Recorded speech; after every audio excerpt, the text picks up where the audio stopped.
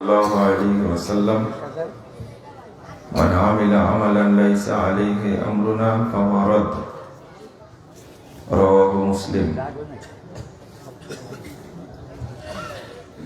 عن سهل بن سعد رضي الله عنه قال قال رسول الله صلى الله عليه وسلم إني فرطكم على الحوض من مر علي شرب ومن شرب لم يظمأ أبدا لا يردن علي قوم أعرفهم ويعرفونني ثم يحال بيني وبينهم فأقول إنهم مني فيقال سوقا سوقا لمن غير بعدي رواه البخاري।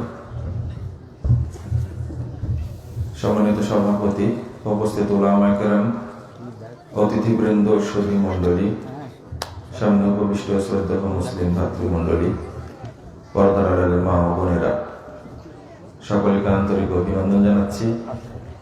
আল্লাহর কাছে দোয়া করছি আল্লাহ যেন আমাদের এই মাহফিলকে কবুল করে নেন, আমিন।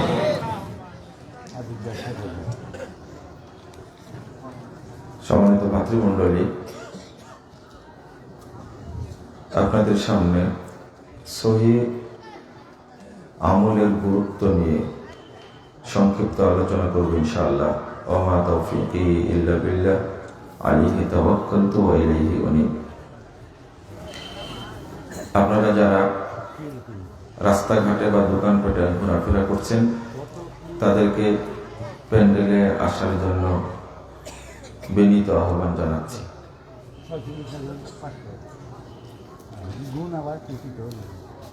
রাত এখন আমি শুরু করেছি 32-এ, 11টা 32 বাজছে, এখন 35। আপনাদের ধৈর্য অনেক, কিন্তু আমাদের সামর্থ্য খুবই কম। আর জামালপুরের প্রোগ্রাম এরকমই হয়, আগে থেকে আমাদের কিছুটা হলেও অভিজ্ঞতা আছে, কিন্তু এই শেখ লুৎফর রহমান সাহেব আজকে সারাদিনে কতবার আমাকে ফোন দিয়েছেন, এটা গুনলে অন্তত 100 পার হয়ে যাবে হয়তো। আমি ধরেছি হয়তো কয়েকবার, কিন্তু ওনার কষ্টটা এই বয়সে আমাকে খুব পীড়া দিয়েছে। অনেকবার মনে হয়েছে যে আপনারা টাকাটা গোনা একটু বন্ধ করেন, পরে গুনেন একটু, অনেক টাকা আদায় হয়েছে, তো আরো 1-8 ঘন্টা আদায় করলে আপনারা টাকা দিতেন মনে হয়। এই ক্ষতিটাই করলাম আপনাদের এসে। না, আমার মানুষ চিনে কাকে টাকা দিতে হয়, মানুষ চিনে, বুঝছেন? আমাকে 1 টাকাও দিবে না। এই জন্য বলছি যে ক্ষতিটা আমি এসে করলাম। আমি একটু কাজে গেলাম, তা আবার টানা ভাড়া করে ধরে নিয়ে আসলে। আমি কিন্তু আপনাকে সুযোগ দিয়েছি, মাফ করবেন আমাকে, সুযোগ দিয়েছি। আরো 1 ঘন্টা করলেও আমার কোনো আপত্তি ছিল না। আমি আমার প্রোগ্রাম করেই যেতাম, আলহামদুলিল্লাহ। আসছি যখন প্রোগ্রাম তো করবো। তো আসলে আমাকে কষ্ট দিয়েছে এই মুরব্বী মানুষের এতবার ফোন দেওয়া। আসছে মনে হয় 10:30 কি 10:32 এরকম টাইমে আমি এসে পৌঁছেছি। এরপরেও আপনাদের সরিষা বাড়ি এসে একটু ঘোরাফেরা করেছি আর কি, রাস্তা ভুল করে চলে গেছিলাম কোন দিকে যেন। যাক, এরপরও আমি ধৈর্য হারাইনি এই মর্মে যে আলহামদুলিল্লাহ, কারণ 11টার আগে আমাকে মঞ্চে নিয়ে যাবে না, এই মর্মে একটা আমার বড় আত্মবিশ্বাস ছিল। তা আমাকে মঞ্চটা ছেড়ে দিয়েছেন আপনারা 11:32। তাও আলহামদুলিল্লাহ বলছি যে এটা আবার 12:32 হয়নি।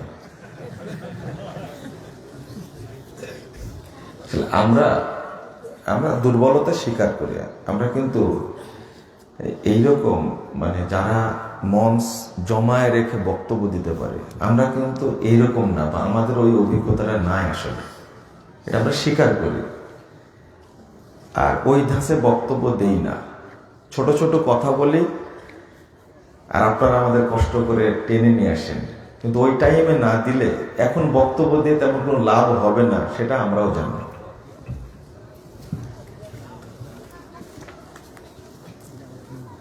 আল্লাহ রাব্বুল আলামিন বলছেন,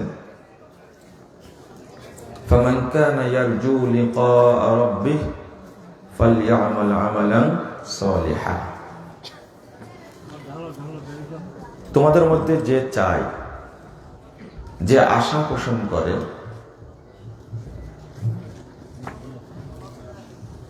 লিকাআ রাব্বিহ, সে তার রবের সাথে সাক্ষাৎ করবে। আল্লাহ বলছেন ফালইআমাল আমালান সালিহা, সে যেন আমলে সালেহ করে। ওয়ালা ইউশরিক বিইবাদাতি রাব্বিহি আহাদা, আমলে সালেহ করতে গিয়ে যেন এক আল্লাহর সাথে কাউকে শরীক না করে। এটা আল্লাহ বলে দিচ্ছেন। সাক্ষাৎটা কি? আগে বাদাম খাওয়া বন্ধ করেন আপনারা, এখনো বাদাম খেতে হবে আপনাদের, বন্ধ করেন। বন্ধ করছেন তো না? আর বাদামের জন্য শব্দ না শুনে, এটা অভ্যাসটা ভালো না। সবাই বাদাম খাচ্ছে, তাই না? একটু মনোযোগ দিন। আমাদের নেকি আল্লাহর কাছে পৌঁছে না, কিছু কারণ আছে। তার মধ্যে একটা হলো ইখলাস নাই। অন্যতম কারণ আমাদের মধ্যে কি নাই? ইখলাস নাই। এমনি বাইহাকিতে একটা হাদিস এসেছে, লা ইয়াকবালুল্লাহু তাআলা দুআ কলবিন গাফিলিন লাহিন। হাদিসের সনদ সহিহ। অর্থাৎ আল্লাহ রাব্বুল আলামিন অমনোযোগী, অন্যমনস্ক অন্তরের দোয়া কবুল করেন না, ইবাদত কবুল করেন না। কেউ যদি ইবাদত করে অমনোযোগী হয়ে, আল্লাহ তার ইবাদত কবুল করেন না। যেমন সালাতে দাঁড়ায়, মসজিদে সালাতে দাঁড়ায় ফ্যান গুনে অনেকে, তাকায় পার্শ্বে কে আছে, ফ্যান কয়টা ঘুরছে, চিন্তা করে। এদের ইবাদত কবুল ইয়াখতালিসু কামা ইয়াখতালিসু শাইতান, ইখতিলাসু শাইতান হাদিসে শব্দ আসছে। অর্থাৎ এইভাবে যখন মানুষ দৃষ্টিকে অন্যদিকে ফিরায়, এইটাকে রাসূল সাল্লাল্লাহু আলাইহি ওয়াসাল্লাম বলছেন যে শয়তান তার দৃষ্টিটাকে কেড়ে নিয়েছে, ছু মেরে কেড়ে নিয়েছে। ইখতিলাস শব্দের অর্থ হলো, যেমন বাজ পাখি ছু মেরে একটা মাছ ধরে নিয়ে চলে যায়, তারপরে মুরগির বাচ্চা ধরে নিয়ে চলে যায় ছু মেরে। এটা হলো শয়তানের ছু মারা। অর্থাৎ ওই বান্দার মনোযোগকে কেড়ে নিয়েছে কে? শয়তান। ইখতিলাস শয়তান। তো ইবাদত কি এটা একটা ইবাদত না? একটা বলেন তো তাহলে, এটাকে যদি আপনি ইবাদত মনে করেন, নেকির আশা করেন এটাতে, তাহলে শয়তান কি চাইবে যে আপনার মনোযোগটা এই ইবাদতের প্রতি, বক্তব্যের প্রতি স্বাভাবিক থাক? শয়তান চাইবে না। তো এটা যে ইবাদত, প্রথম কথা আমরা এইটাই বুঝি না। আমার কথা বুঝতে পেরেছেন? এটা যে ইবাদত, এইটাই আমরা বুঝি না বা জানি না। বুঝা তো দূরের কথা, জানি না এটাও কি ইবাদত, আমরা জানি না। অথচ এই ফজিলতটা কত, এটা যে ইবাদত তার ফজিলতটা দেখেন।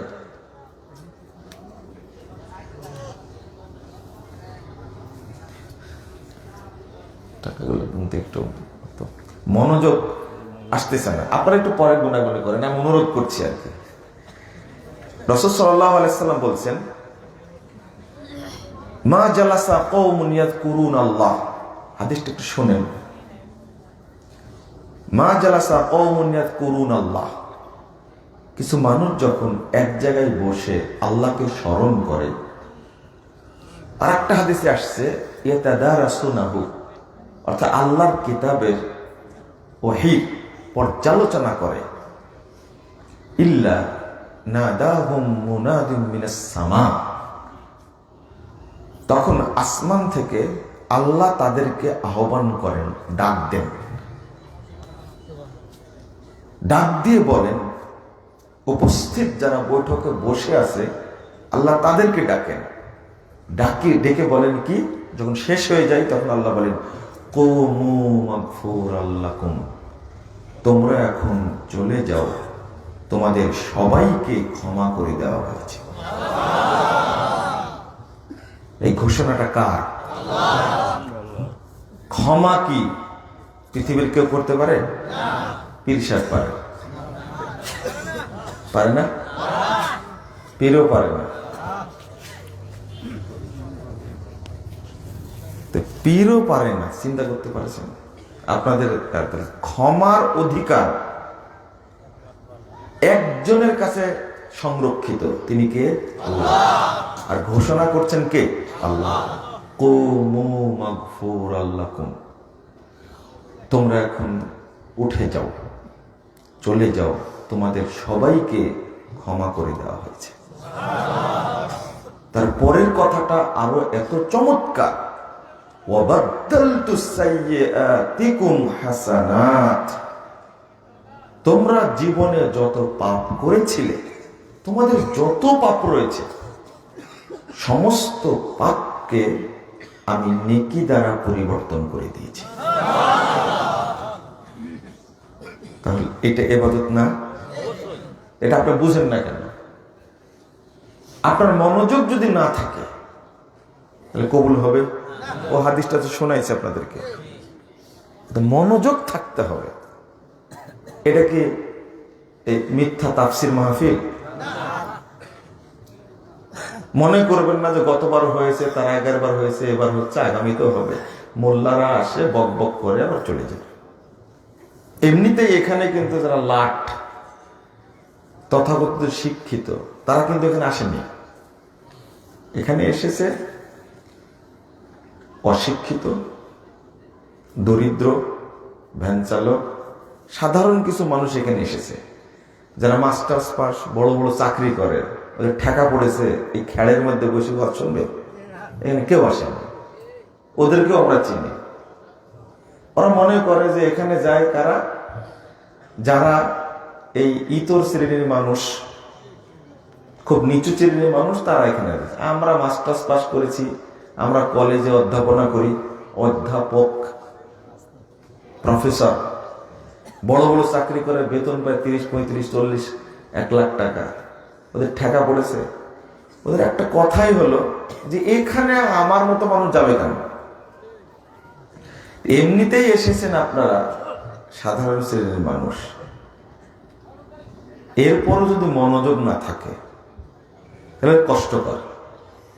ইনশাআল্লাহ এই দরিদ্র শ্রেণীর মানুষ দ্বারা ইসলামে শুরু হয়েছিল, ইসলামটা শেষও হবে দরিদ্র শ্রেণীর মানুষ দ্বারা। এবং রাসূল সাল্লাল্লাহু আলাইহি ওয়াসাল্লাম বলছেন, ফাতুবা লিল গুরাবা, এই অল্প সংখ্যক প্রবাসী মানুষদের জন্যই রয়েছে জান্নাতে প্রতিষ্ঠিত তুবা গাছের সুসংবাদ।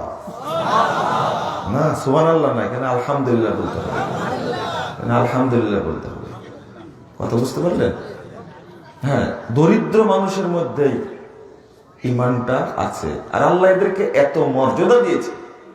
দরিদ্র যদি দিনদার হয়, আল্লাহ তাকে 500 বছর আগে জান্নাত দেবে।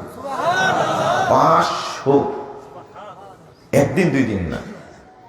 হাদিস দ্বারা প্রমাণ পাওয়া যায় যে 500 বছর আগে যারা জান্নাতে যাবে তারা কিয়ামতের মাঠের এই ভয়াবহ অবস্থা ওরা আজ করতেই পাবে না। আবু দাউদের হাদিস 3337 নম্বর হাদিস, আপনি খুঁজে দেখবেন। তো আমরা আল্লাহর সন্তুষ্টি অর্জন করে জান্নাত যেতে চাই। আল্লাহ তুমি আমাদের কবুল করো, আমিন। এই যে নেকিটা হাসিল করছেন, একদিকে শয়তান খোঁচাচ্ছে আপনাকে যে আপনার মনোযোগ নষ্ট যেন হয়, আল্লাহর কাছে নেকি যেন কবুল না হয়। আর একটা, এই যে এত বড় ফজিলত আপনি অর্জন করলেন, বৈঠক থেকে উঠার আগে কবলাইয়া কুমা হাদিসে যেটা আসছে, বৈঠক থেকে উঠার আগেই যদি বৈঠক শেষের দোয়াটা পড়ে, শুধু বৈঠক শেষ না, নাসাইর হাদিসটা এসেছে 1344 নম্বর হাদিস। আর নাসাই কুবরা নামে একটা হাদিসের গ্রন্থ আছে, ইমাম নাসাইর অনেক বড় গ্রন্থ, আসসুনানুল কুবরা লিন নাসাই। এখানে 10,140 নম্বর একটা হাদিস বর্ণিত হয়েছে। রাসূলুল্লাহ সাল্লাল্লাহু আলাইহি ওয়াসাল্লাম বলছেন, মা আয়েশা রাদিয়াল্লাহু আনহা বলছেন, মা সাল্লা সালাতান আও জালাসা মাজলিসান আও তালা কুরআনান আও তাওয়াদ্দা উযুওয়ান ইল্লা ক্বালা সুবহানাকাল্লাহুম্মা ওয়া বিহামদিক আশহাদু আল্লা ইলাহা ইল্লা আনতা আস্তাগফিরুকা ওয়া আতুবু ইলাইকা। সালাত আদায় করলে,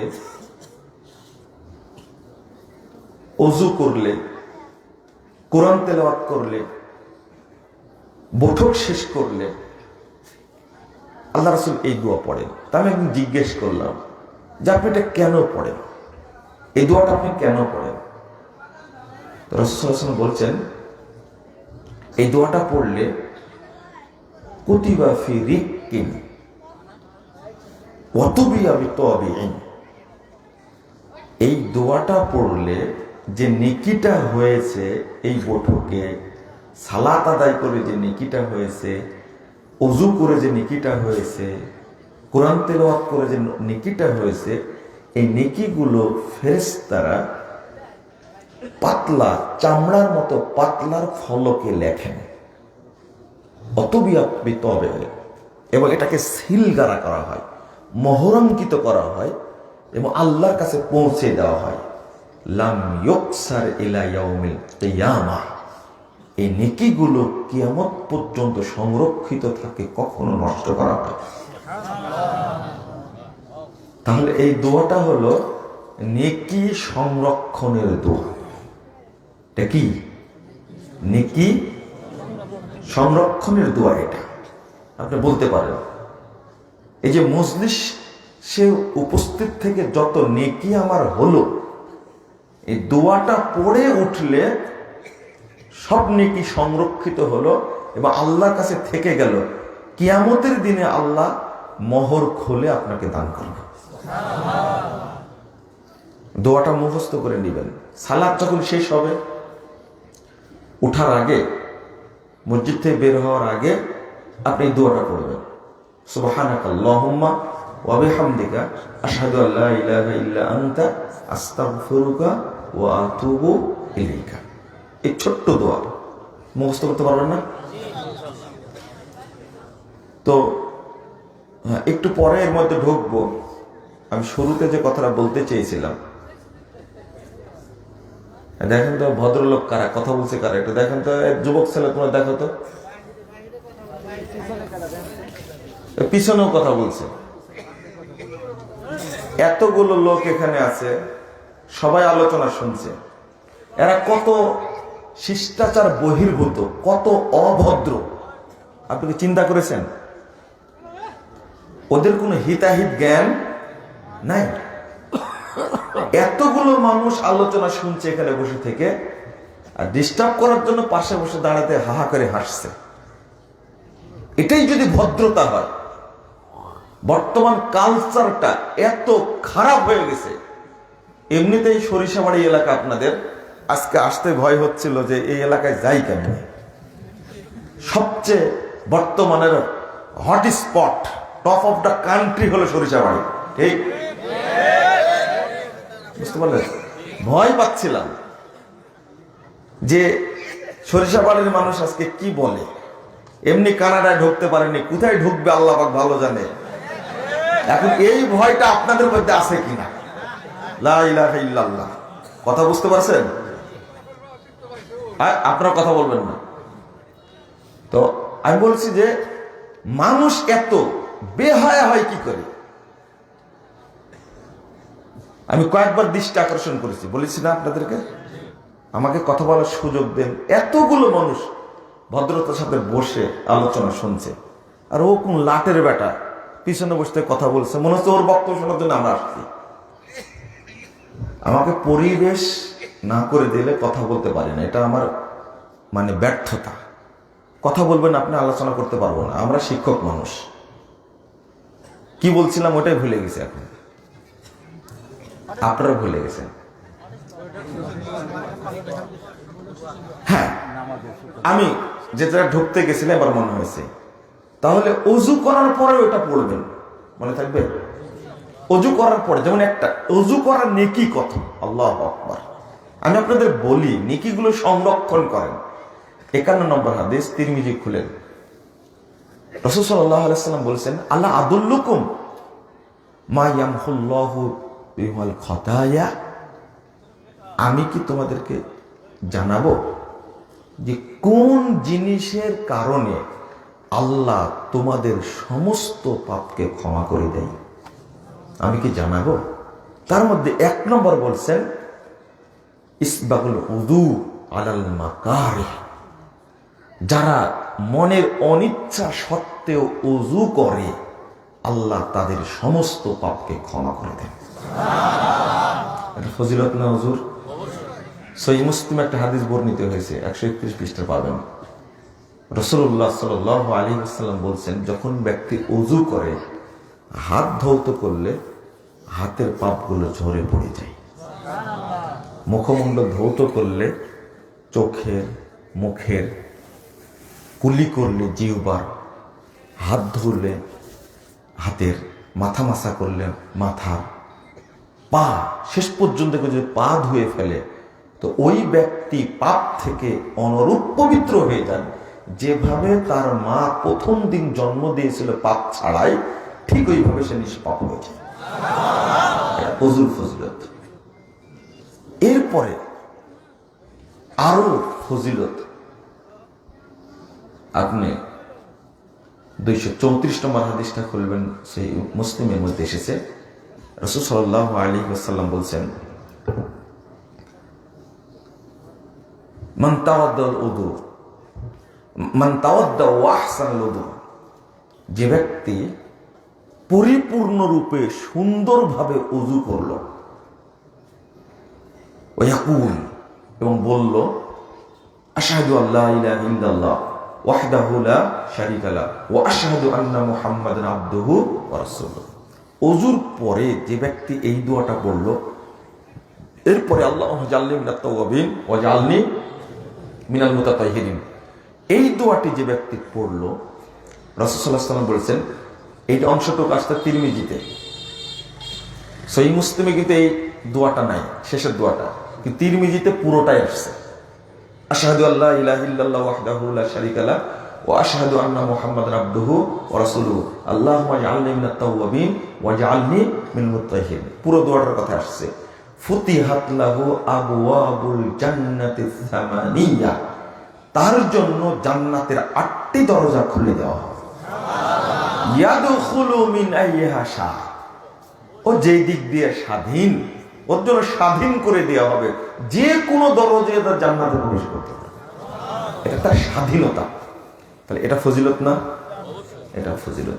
এটা সংরক্ষণ করার জন্য এই ওযুর ফজিলত সংরক্ষণ করার জন্য আপনি পড়বেন শেষে সুবহানাকাল্লাহুম্মা ওয়া বিহামদিক আশহাদু আল্লা ইলাহা ইল্লা আনতা আস্তাগফিরুকা ওয়া আতুবু ইলাইকা। মনে থাকবে? কিন্তু যদি এটা পড়েন, ওযুর পরে যদি পড়েন ইন্না আনজালনাহু ফি লাইলাতিল কদর ওয়া মা আদরাকা মা লাইলাতুল কদর লাইলাতুল কদর খায়রুম মিন আলফি শাহর, এটা পড়লে এক মুরব্বী খুব জোরে জোরে পড়ছে। আপনাদের এলাকায় পশ্চিম কোনটা? এইটা, তাই না? তো ও আকাশের দিকে হাত তুলে ভাবে পড়ছে ইন্না আনজালনাহু ফি লাইলাতিল কদর ওয়া মা আদরাকা মা লাইলাতুল কদর। আমি জিজ্ঞেস করলাম মুরব্বীটা কি পড়েন? বলছে ওযুর পরের দোয়া। ওযুর পরের দোয়া এটা? বলছে হ্যাঁ, আপনি জানেন না? একবার এটা পড়লে কিয়ামতের মাঠে ও সিদ্দিকদের সাথে থাকবে, আর দুইবার পড়লে শহীদদের সাথে থাকবে, আর তিনবার পড়লে নবীদের সাথে থাকবে। আমি বললাম যে চাচা এটা জাল হাদিস, এটা জাল হোক হাদিস তো বুঝেননি কথা? বলে জাল হাদিস আমল করলে এটা বেদাত হয়ে গেল না? হ্যাঁ, এইটা যদি পড়েন তাহলে আর নেকিগুলো আল্লাহর কাছে যাবে? নেকিগুলো নষ্ট হয়ে গেল সাথে সাথে। এই জিনিসটা এখন পর্যন্ত আমি বুঝাতে পারছি না মানুষকে যে আপনার সহি আমলটার সাথে আপনি বেদাতটাকে মিশ্রিত করবেন না। কিন্তু মানুষ শুনছে না। মানুষের দাবি হলো যে জাল হোক হাদিস তো। বুঝেননি কথা? দেখে কি দিয়ে বুঝাবেন আপনি? ওর দাবি হলো জাল হোক, হাদিস কিনা সেটা বলে না। তাহলে তাকে কি দিয়ে বুঝাবেন? অথচ বেদাতটাকে সে আঁকড়ে ধরল। আমি যখন এই সহিহ মুসলিমের হাদিসটা শোনালাম তখন বলছে যে হ্যাঁ, ওইটাও তো কাকরাইলে বর্ণনা করে, বয়ান করে। এটা কাকরাইলের মুরব্বী, বুঝতে পারলেন? আস্তাগফিরুল্লাহ, আস্তাগফিরুল্লাহ। গতকালকে মসজিদে হারাম, মসজিদে নববী সহ সব মসজিদে বয়ান করে দিয়েছে এই ইলিয়াসি তাবলীগ, বেদাতি তাবলীগ মানুষকে পথভ্রষ্ট করে। এই তাবলীগ যেন কোথাও মুসলিম বিশ্বের কোথাও যেন না থাকে। এটাতে খেপসে তবলীগের যারা মানে পুটলাওয়ালা, তারা খুব খেপসে এটাতে, বুঝছেন? কাঁচা তেল খেয়ে বিশ্বাসী তো, মানে এমন ভাবে এক বেয়াদব, ওর নাম আবার সুলাইমান, বুঝতে পারলেন? একজন নবীর নাম, তাই না? সুলাইমান একটা নবীর নাম। সুলাইমান তো নবী। ভাবখানা এরকম, ওর নামটা সুলাইমান ওর বাপ মা রেখে খুব ভুল করেছে। সুলাইমান 12 জনের শয়তান। যদি ওর নাম শয়তান রাখতো তাহলে খুব ভালো হতো। মানে এতই খারাপের খারাপ। না আছে এলেম, না আছে কালাম, না আছে বিদ্যা, না আছে বুদ্ধি, না আছে লজ্জা, না আছে শরম, একেবারে নির্লজ্জ বেহায়া। বলছে কি জানেন ভাষাটা? যে মানে সৌদি আরবের আলেমরা, ইমামরা সব ইহুদি খ্রিস্টানদের দালাল। কথা বুঝতে পারলেন? বলেন তো, ইবলিসও এই কথা বলতে ভয় পাবে। আমার মনে হয় ইবলিসেরও সাহস হবে না। ওই জন্য সুলাইমান না বলে ওর নাম শয়তান রাখা দরকার। আপনি ভাবতে পারেন আব্দুর রহমান সুদাইস এই ব্যক্তিকে বলছে কি ইহুদি খ্রিস্টানদের দালাল। আর বলছে যে মানে তবলিগ সম্পর্কে সৌদি আরবের আলেমরা এই ফতোয়া দেওয়ার কারণে ওর ব্যবসা ফতুর হয়ে যাবে, ও বুঝতে পেরেছে। আগে তো নিষিদ্ধ ছিল ফাজাইলে আমল। আমি জেদ্দাই প্রোগ্রামে গেছি, জেদ্দা ওই ক্যাম্পে কার কাছে ছিল, তো জেদ্দার পরিচালক, যাকে আরবিতে মুদির বলে, মুদির ফাজাইলে আমল ধরে আমার বক্তব্য শুনে ফাজাইলে আমল ধরে বলছে মামনু, এটা যেন কারো কাছে না পাওয়া যায়, যদি পাওয়া যায় ওকে ক্যাম্প থেকে বহিষ্কার করা হবে। আমি এটা বলছি 2013 সালের কথা। মামনু যদি কারো কাছে থাকে, যেহেতু সৌদি আরব নিষিদ্ধ, গোপনে কেউ যদি রেখে থাকে, তো এটা একবার আমার সাথে ঘটা ঘটনা। আমার আলোচনার পরে উনি বইটা দেখায় বলছেন এটা মামনু, এটা নিষিদ্ধ, কারো কাছে যেন না থাকে এটা। গতকালকে জুমার দিন আরো মানে স্পষ্ট করে বিশ্ববাসী জানতে পেরেছে, স্পষ্ট করে জানতে পেরেছে এটা কি, এই তবলিগের যে ইলিয়াসি তবলিগ চলছে উপমহাদেশে এবং সেখান থেকে বিশ্বব্যাপী ছড়িয়ে গেছে, এইটা কি বেদাতি তবলিগ, এটা শরীয়ত সম্মত না। আপনারা রাগ করলেন নাকি? কি পরিমাণ মানুষকে যে পথভ্রষ্ট করেছে এই ইলিয়াসি তবলিগ, যেটা আমার অনেকগুলো বক্তব্য আছে এবং বই আছে, আমার তাবলিগের স্বরূপ নামে একটা বই আছে এবং তুলে ধরেছি ফাজাইলে নামাজের মধ্যে কত জাল কথা আছে, ফাজাইলে সিয়াম, ফাজাইলে হজ, ফাজাইলে দরুদ, ফাজাইলে কুরআন, ফাজাইলে সাহাবা, হেকায়েতে সাহাবা, এইগুলোর মধ্যে কি পরিমাণ জাল মিথ্যা কথা আছে সেগুলো আমি সামান্য তুলে ধরার চেষ্টা করেছি। বন্ধুরা আমার, কেন কথা বলছি, শুধু তাই না, সৌদি আরবে যারা এখন বর্তমানে অবস্থান করছে, এক সুল্লু বেয়াদব একটা, ও তাদেরকে কাফের, মুনাফেক, মুশরিক ইত্যাদি বলে গালি দিয়েছে।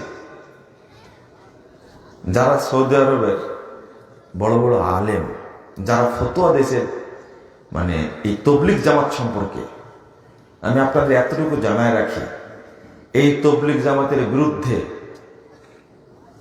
গ্র্যান্ড মুফতি শেখ আব্দুল আজিজ বিন আব্দুল ইবনে বাজ রাহিমাহুল্লাহ, তিনি স্পষ্ট ভাষায় ফতোয়া দিয়েছেন। ফতোয়া দিয়েছেন শেখ উসাইমিন রাহিমাহুল্লাহ, ফতোয়া দিয়েছেন শেখ আলবানী রাহিমাহুল্লাহ, ফতোয়া দিয়েছেন, আপনারা এনাদেরকে চিনেন। এর বিরুদ্ধে বই লিখেছেন শেখ ফাউজান, সে বইটা আমার কাছে আছে। তারপরে আপনার যে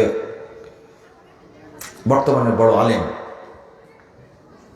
মানে এমন ভাবে তবলিগ সম্পর্কে স্পষ্ট করে দিয়েছে, আর আজকে তাদের মুখোশটা বের হচ্ছে। এই সুলাইমান যার কথা বললাম, এটা এই শুকরাটা মওদুদি আকীদা এবং ইখওয়ানীদের চরম অন্ধ মুকাল্লিদ, বুঝছেন, চরম অন্ধ মুকাল্লিদ। এর কাজ হলো শুধু সালাফি আলেমদেরকে গালিগালাজ করা।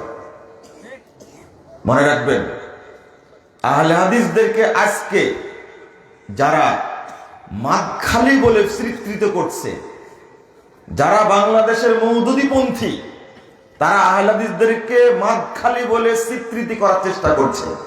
এরা ইংরেজদের বংশের লোক। কারণ হলো ইংরেজরা আহলে হাদিসদেরকে উহাবি বলে স্বীকৃত করেছিল সেই সময়। কথা বুঝতে পারলেন? তুমি থামাতে পারো না। আমরা কখনো এত মানে বালখিল্য হয়ে বেহায়া রূপ ধরে কথা বলতে পারি না। তুমি যদি মনে করো যে আব্দুর রহমানের সাথে, আব্দুর রহমান সুদাইসির সাথে এখন গ্র্যান্ড মুফতি আব্দুল আজিজ আলী সাহেব, তার সাথে একটু মুসাফা করব বা তার পেশাবের পানি টানবো, এই সুযোগ তুমি পাবা না। তুমি তাদেরকে ইহুদির দালাল বলে কি করে? শুধু তাই না, বলছে ইহুদি খ্রিস্টানদের চেয়েও এরা খারাপ। এরা জেনা করে, এই করে, সেই করে ইত্যাদি।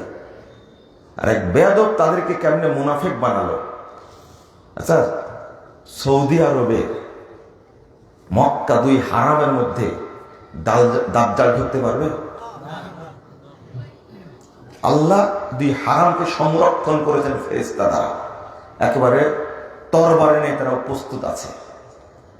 আর এই সমস্ত আলেমদেরকে দাজ্জাল বলাটা কত বড় অন্যায় আপনি চিন্তা করেছেন? দাজ্জাল, সালাফিদেরকে দাজ্জাল বলে। তওবা তওবা, নাউযুবিল্লাহ। আল্লাহ এদেরকে হেদায়েত দান করুক। এদেরকে এখনো চিনতে পারেননি আপনারা। একদিকে মানুষকে পথভ্রষ্ট করছে, বিশেষ করে ফাজাইলে আমল। ফাজাইলে আমল নাম দিয়েছে, কিন্তু ভেজালে আমল, সবের মধ্যে ভেজাল। অন্তত 80% আমি বিশ্লেষণ করতে গিয়ে পেয়েছি 80% কথার মধ্যে মিথ্যা আছে, জাল জয়ীব তো আছে। কবরের আর মৃত্যুর ঘটনা দ্বারা বইটাকে পূর্ণ করা আছে। এই দলটি সুফিবাদ প্রচার করে, সুফিবাদী ধারণা প্রচার করে সারা বাংলাদেশের মানুষের ঈমান নষ্ট করতে যাচ্ছে। আপনি তাদেরকে বলবেন যে এই আমলটা সহিহ হাদিস দ্বারা প্রমাণিত না, ওরা মানবে না। এটা যদি জাল হয়, ভুয়া হয়, মিথ্যা হয়, সেটাই বলবে। একজন ফজিলত বর্ণনা করছে ফাজাইল আমল বের করে, দেখেন 125 পৃষ্ঠায় আছে ফাজাইল আমলের। যে ব্যক্তি জামাতের সাথে এক ওয়াক্ত সালাত আদায় করে, সে ব্যক্তি 3,35,54,432 গুণ নেকি পাবে। সুবহানাল্লাহ বলতেছে, দেখছেন? এটাই হলো গতি। এটাই কি? এটাই ফজিলতের কথা শুনলেই কি এত জোরে সুবহানাল্লাহ বলে? আমি যে বললাম ফাজাইলে ভেজালে আমলের মধ্যে আছে, এটা বুঝতে পারেননি, আর সুবহানাল্লাহ বলে দিলেন আপনারা। চিন্তা করতে পারছেন? মানে এক ওয়াক্ত সালাত জামাতের সাথে পড়লে 3,35,54,432 গুণ নেকি হবে। এবার বলছে নাউযুবিল্লাহ। বলেন তো জামাতে সালাত আদায় করলে কত নেকি হয়? 27 গুণ, 25 গুণ। আর একটা হাদিস আসছে, কেউ যদি 560 নম্বর হাদিস আবু দাউদের মধ্যে এসেছে, রাসূল সাল্লাল্লাহু আলাইহি ওয়াসাল্লাম বলছেন, কেউ যদি মরুভূমিতে, মাঠের মধ্যে কেউ সালাত আদায় করে এক ওয়াক্ত, একাকী যদি আদায় করে, রাসূলুল্লাহ সাল্লাল্লাহু আলাইহি ওয়াসাল্লাম বলছেন 50 ওয়াক্ত সালাত আদায় করলে যে নেকি হবে, মরুভূমিতে মাঠের মধ্যে এক ওয়াক্ত পড়লে সে নেকি হবে। এখানে সুবহানাল্লাহ বলতে হবে। আমি বলি, আচ্ছা 3,35,54,432 গুণ, মানে 3,32 গুণ, 54 লক্ষ কি 35 লক্ষ কি 32 গুণ। খেয়াল করেছেন আপনি? এত নেকি, শুধু কোটি আর কোটি। আচ্ছা, এত নেকি পাওয়ার পরেও আপনার জান্নাতের গ্যারান্টি হয়েছে কি? হয়নি। একটা হাদিস আপনাকে শোনাই, 1203 নম্বর হাদিস আবু দাউদের মধ্যে এসেছে। মুহাম্মদুর রাসূলুল্লাহ সাল্লাল্লাহু আলাইহি ওয়াসাল্লাম বলেছেন, একদিন ইয়াইবু রাব্বুকুম বিরায়ি গনাবিন ফি সাজিয়াতিন বিজাবাল। সাহাবীরা শোনো, তোমাদের রব আল্লাহ আনন্দিত হয়েছে, খুশি হয়ে গেছেন। ওই যে পাহাড়ের চূড়ায় একটা রাখাল বকরি চড়াচ্ছে, পাহাড়ের চূড়ায় একটা রাখাল বকরি চড়াচ্ছে, একাই বকরি চড়াচ্ছে। আল্লাহ ওর প্রতি খুশি হয়ে গেছেন। ইউআযজিনু ওয়া ইউকিমুস সালাহ। ও ওই জায়গাতে একাই আজান দিয়ে সালাত আদায় করছে, একাই আজান দিয়ে সালাত আদায় করছে। ওয়া ইয়াখাফু মিন্নি, আমাকে ছাড়া কাউকে ভয় করে না। তোমরা সাক্ষী থাকো। উনজুরু ইলা আবদি, আসমান জমিনের সমস্ত ফেরেশতাকে আল্লাহ ডাক দিয়ে বলেন, কি মর্যাদা! দেখো, ওই যে বকরির রাখাল, ওই যে পাহাড়ের চূড়ায় রাখাল সালাত আদায় করছে একাই।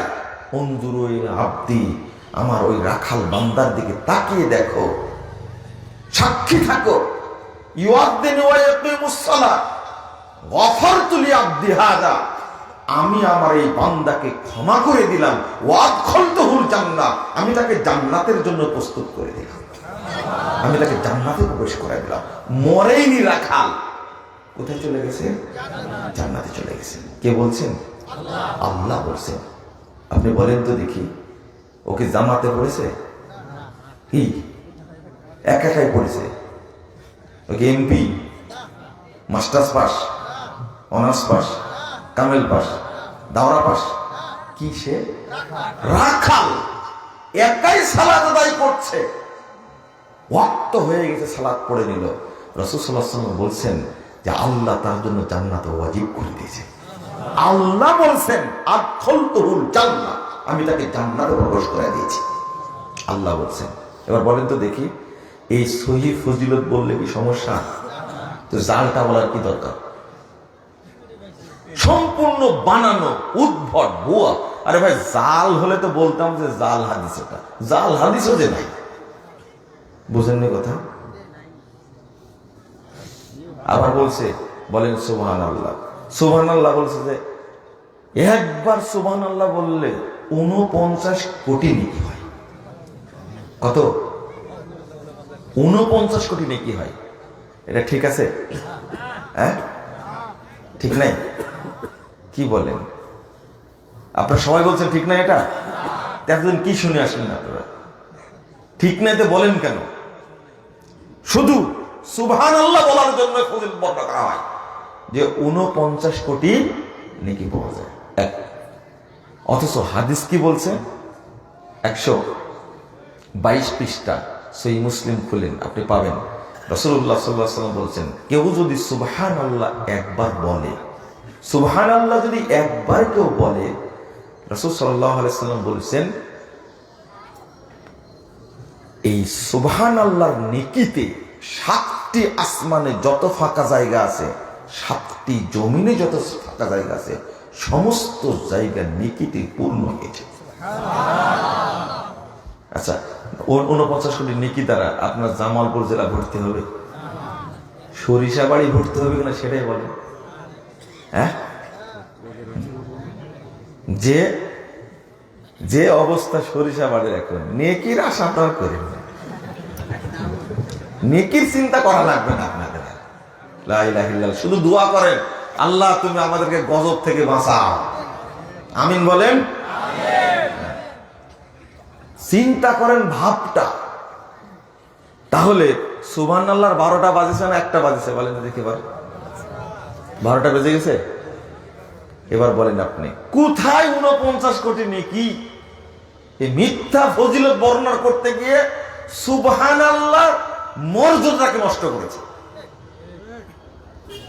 আল্লাহ রাসূল বলেছেন সুবহানাল্লাহ বললে মানে 7টি আসমানের ফাঁকা জায়গাগুলি, 7টি জমিনের সমস্ত জায়গাগুলো নেকিতে পূর্ণ হয়ে যায়। আর বলছে 49 কোটি না। আরে 49 কোটি মানে এই মর্যাদা দিয়ে সুবহানাল্লাহ তুমি 12টা বাজালে হিসাব করো নি তুমি? এই মিথ্যা ফজিলত বর্ণনা করলে সুবহানাল্লাহ মর্যাদা থাকবে? আবার দেখেন 125 পৃষ্ঠার মধ্যে আসছে, কেউ যদি মান তারাকাস সালাহ হাত্তা মাদা ওয়াক্তহা সুম্মা সাল্লা উযযিবা ফিন নারি হুকমান, কেউ যদি এক ওয়াক্ত সালাত কি করে? কাজা করে।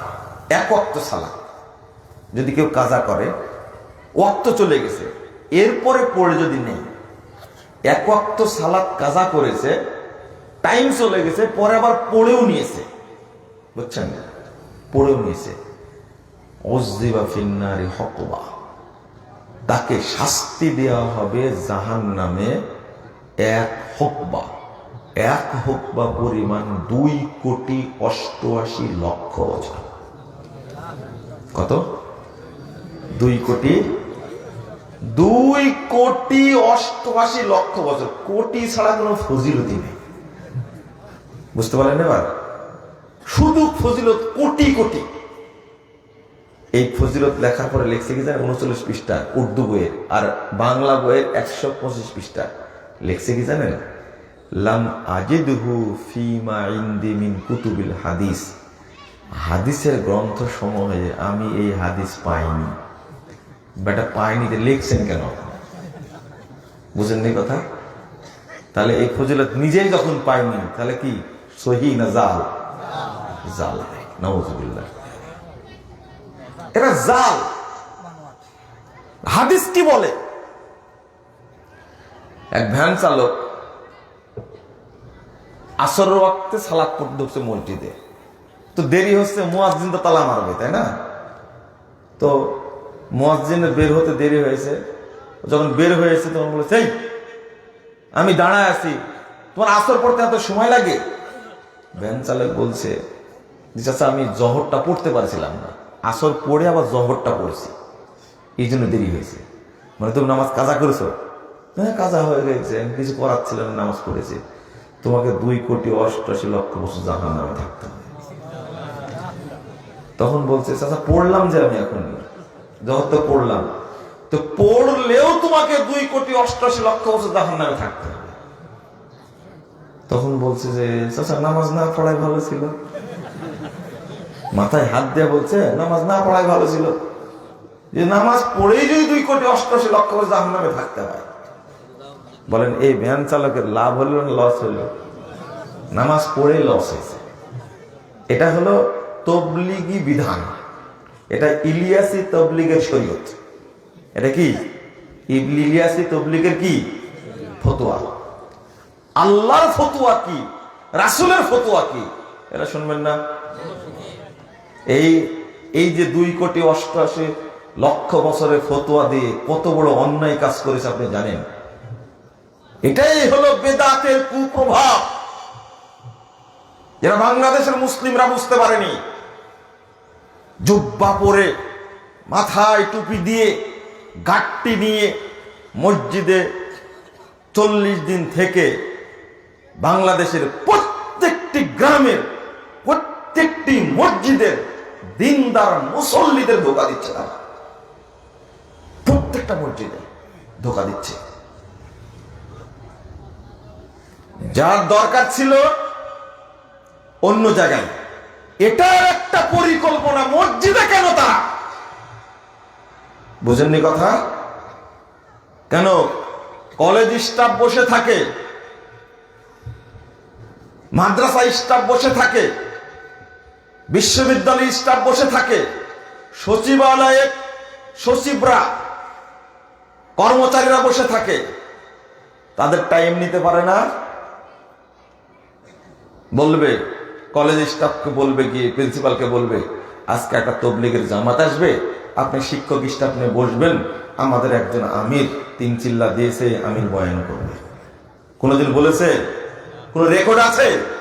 মসজিদে কেন গেছে?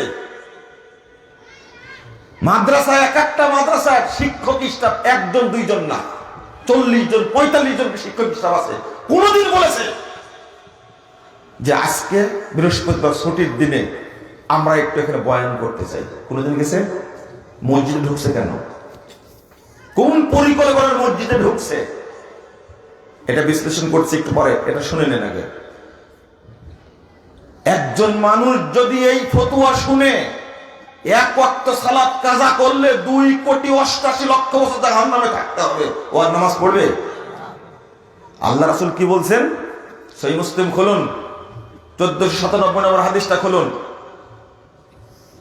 রাসূল সাল্লাল্লাহু আলাইহি ওয়াসাল্লাম বলছেন, কি সুন্দর ফজিলত, মান্নামা নাসিয়া, কেউ যদি ভুলে যায় সালাত, আর কেউ যদি ঘুমানোর কারণে সালাতের সময় চলে যায়, ফালিয়ুসাল্লিহা ইযা যাকারাহা ফাইন্নাহা কাফারাতুহা। রাসূল সাল্লাল্লাহু আলাইহি ওয়াসাল্লাম বলছেন, কেউ যদি ভুলে যায়, সালাত যদি ছুটে যায়, কারো যদি ঘুমিয়ে থাকার কারণে সালাত না করতে পারে, যখনই ঘুম থেকে জাগবে, যখনই স্মরণ হবে, তখনই সালাতটা পড়ে নেবে, এটাই তার জন্য কাফারা। আল্লাহ বান্দার উপরে কি রহম করেছেন, আপনি চিন্তা করেছেন? সালাতটা পড়ে নিল, কোনো জরিমানা না, আল্লাহ রাসূল বলেছেন ওইটাই কাফারা। আচ্ছা, কোন কাফারা দেওয়া লাগলো? বলেন তো দেখি। পড়ে নিয়েছে, এইটাকেই আল্লাহ বলে দিচ্ছেন কি এটা কি কাফারা। আল্লাহু আকবার। বান্দার প্রতি আল্লাহ কত দয়া করেছে। আর ইলিয়াস আর তাবলীগ সর্বনাশ করেছে। সর্বনাশ বুঝেননি? 596 নম্বর হাদিসটা খুলুন, সহিহ বুখারীর মধ্যে এসেছে। দিন নিয়ে, শরীয়ত নিয়ে বাড়াবাড়ি করার, ফাজলামি করার একটা সীমা আছে। মাঠে কাজ করছিল, 3 চিল্লা দিয়ে এসে আমির হয়ে বসে আছে, ও দ্বীনের কি বুঝে, কোরআনের কি বুঝে, শরীয়তের কি বুঝে, হাদিসের কি বুঝে? মসজিদের মেম্বারের উপরে সাদা কাপড়ে জড়ানো কোরআন পাওয়া যায় না এখন।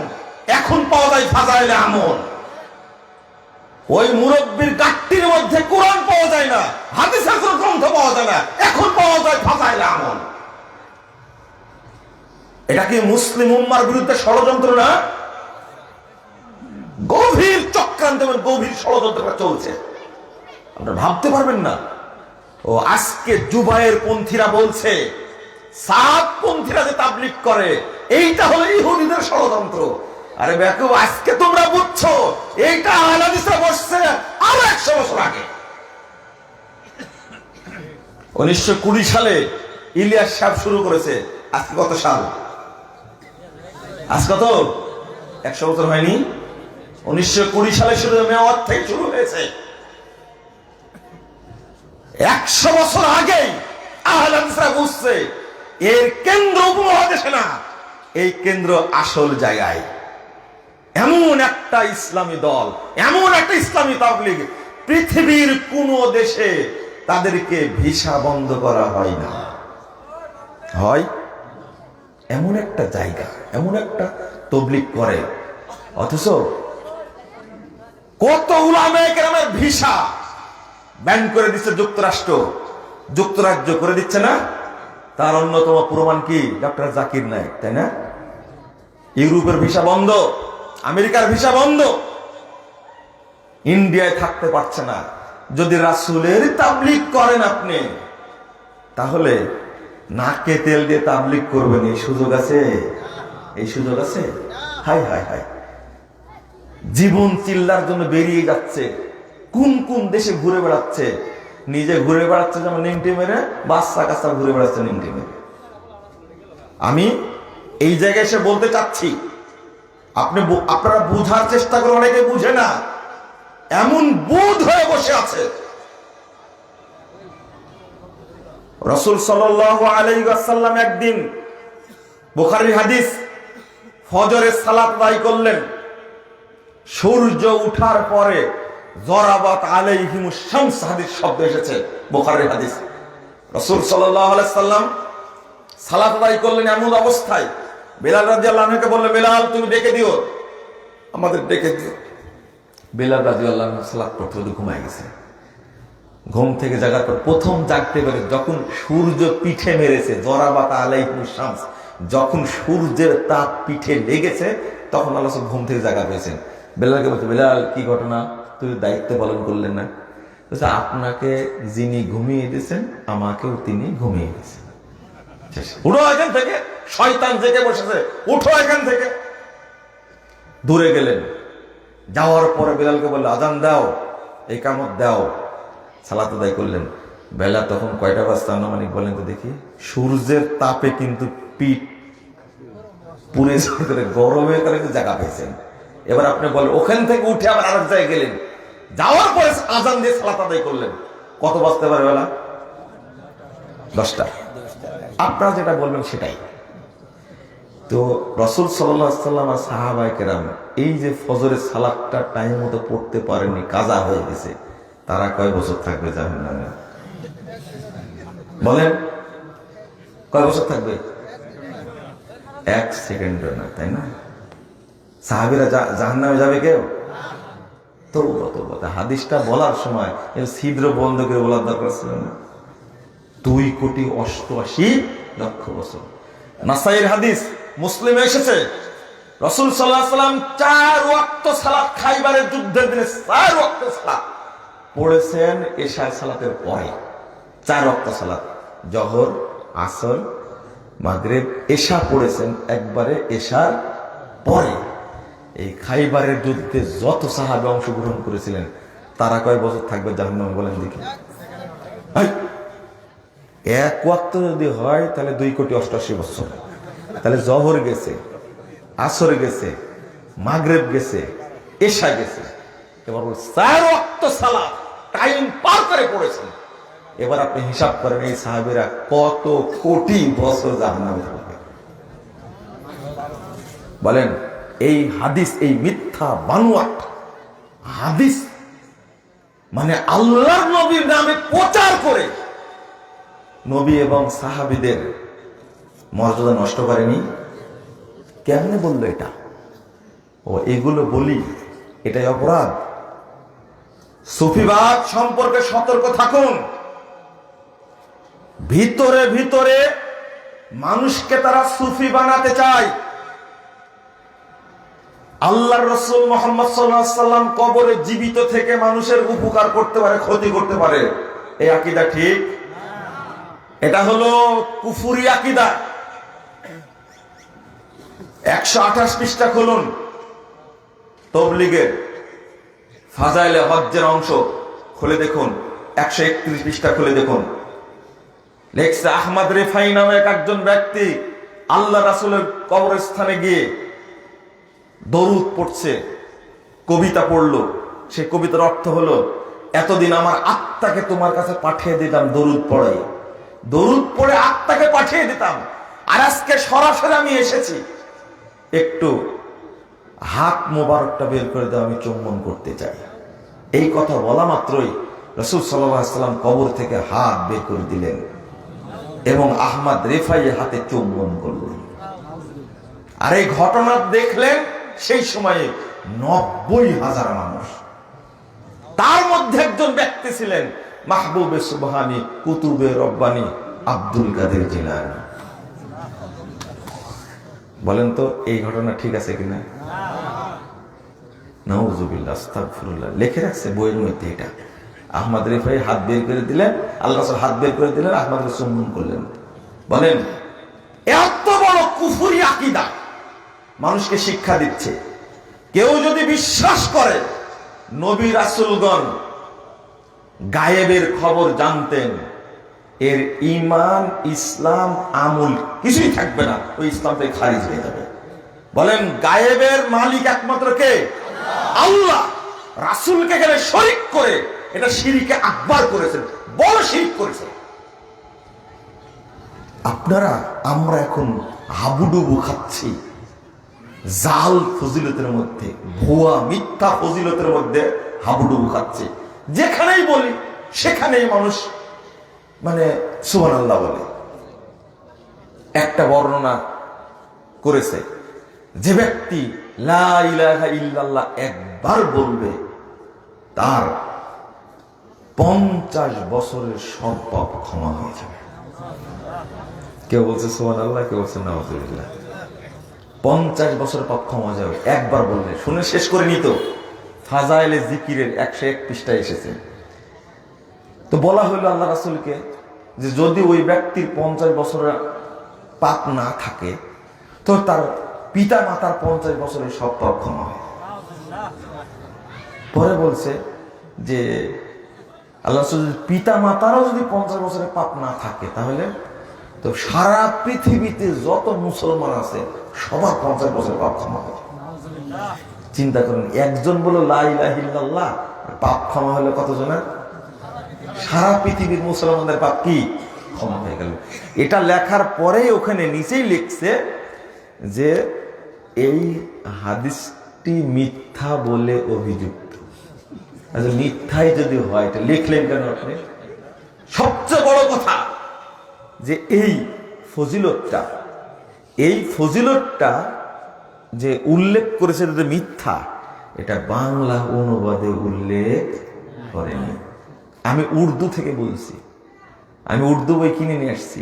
টেরা মুফতিদেরকে বললেন, বুঝছেন, এই ফাটা মুফতিগুলো এরা এরা সাইডে লেখে না দাবা, দাবা দয়াকারে দা একটা ফুল স্টপ দেয়, তারপরে বয়াকারে বা লেখে ফুল স্টপ, দা বা।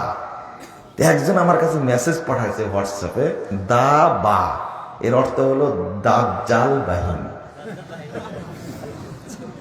আসলে দাবা মানে দামাত বারাকাতুহুল আলিয়া বা দামাত বারাকাতুহুল আলিয়া, এটা ওরা মিনিং নেয়। এটা হলো আশারি আকীদা। আপনারা বুঝবেন না কোন বক্তব্যে আলোচনা করেছি। এটাও আশারি আকীদা, এটা মাতৃদি আকীদা। আচ্ছা বরকত কি এমনি এমনি বৃদ্ধি পায়? এমনি এমনি বৃদ্ধি পায়? বৃদ্ধি করেন কে? আল্লাহ। রাসূল সাল্লাল্লাহু আলাইহি ওয়াসাল্লাম বলেন হাফিজাকাল্লাহ, আল্লাহ তোমাকে হেফাজত করুক। সহিহ মুসলিমের মুকাদ্দমে প্রথমে লিখেছেন আরশাদাকাল্লাহ, ইমাম মুসলিম বলেছে আল্লাহ তোমাকে সঠিক পথ দেখা। আমরা বলি কি যে আস্তাগফিরুল্লাহ, আমি আল্লাহর কাছে সঁপে দিলাম তোমাকে। বারাকাল্লাহ ফিক, আল্লাহ তোমার উপরে বরকত দান করুক। আর এরা আল্লাহর উপরে চাপাবে না, তাই বলছে দামাত বারাকাতুল আলিয়া, মানে বরকত লম্বা হোক। এমনি এমনি লম্বা হবে? এটাই হলো আশারি আকীদা। আপনি বুঝবেন, ওইদিকে যাচ্ছি না। লেখছে দাবা মানে কি? দাজ্জাল বাহিনী। আমি ভাবলাম যে এর ব্রেন কত চুখা যে লেখছে, মানে বাস্তবতার সাথে মিনিং এর খুব ভালো সম্পর্ক আছে। মানে যেভাবে শরীয়তকে ধ্বংস করছে, নষ্ট করছে, দাজ্জাল বাহিনী তো এরা, দাজ্জালের বাহিনী এরা। আল্লাহ এদেরকে হেদায়েত দান করুন। তো কোন জায়গায় গেছিলাম? তো লা ইলাহা ইল্লাল্লাহ ফজিলত এটা। আচ্ছা, সহিহ ফজিলত বললে কি সমস্যা? একটা হাদিস খুলেন, 14,568 নম্বর হাদিস, নাসাই কুবরার মধ্যে এসেছে। রাসূল সাল্লাল্লাহু আলাইহি ওয়াসাল্লাম লা ইলাহা ইল্লাল্লাহ ফজিলত বলেছেন, হাদিস সহিহ। আল্লাহ রাসূল বলেছেন যে লাউ আন্নাস সামাওয়াতি ওয়াল আরদ কানাতা হালাকা, যদি, খুব ভালো করে শুনেন ফজিলতটা, এবং লা ইলাহা ইল্লাল্লাহ বেশি বেশি বলবেন, ওই ভুয়া ফজিলতের দরকার নাই।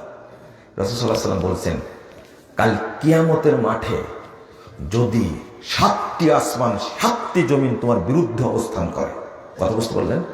7টি আসমান 7টি জমিন তোমার বিরুদ্ধে যদি অবস্থান করে, 7টি আসমান 7টি জমিন যদি তোমার পাপের পাল্লায় উঠে বসে, আর তোমার কাছে যদি লা ইলাহা ইল্লাল্লাহ থাকে, লা কসামাতহুমা, আল্লাহু আকবার, মানে লাউযাবাতহুমা, আল্লাহু আকবার। 7টি আসমান 7টি জমিন যদি পাপের পাল্লায় উঠে বসে, আর যদি শুধু লা ইলাহা ইল্লাল্লাহ তোমার নেকির পাল্লায় ওঠে, তাহলে লা ইলাহা ইল্লাল্লাহর পাল্লা ভারী হয়ে যাবে। এবার ফজিলত বুঝতে পেরেছেন? আল্লাহ রাসূল বলেছেন কিয়ামতের মাঠে যদি 7টি আসমান 7টি জমি তোমার বিরুদ্ধে অবস্থান করে, তোমার পক্ষে লা ইলাহা ইল্লাল্লাহ থাকলে, এক লা ইলাহা ইল্লাল্লাহ 7টি আসমান 7টি জমিনকে ভেঙে চুরমার করে দেবে। পেয়েছেন ফজিলত? তো সহিহ ফজিলত বর্ণনা করলে কি কামড়ায়? সহিহ ফজিলত চিনা যায় না? ফজিলতই মানবেন, সহিহগুলো বাদ দিয়েছেন কেন?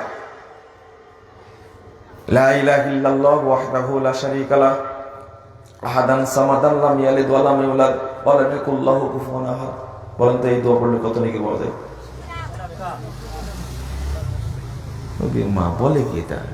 পিচ্চি করতে জানলে কয় লাখ? কয় লাখ বলো? তুমি বলো নি?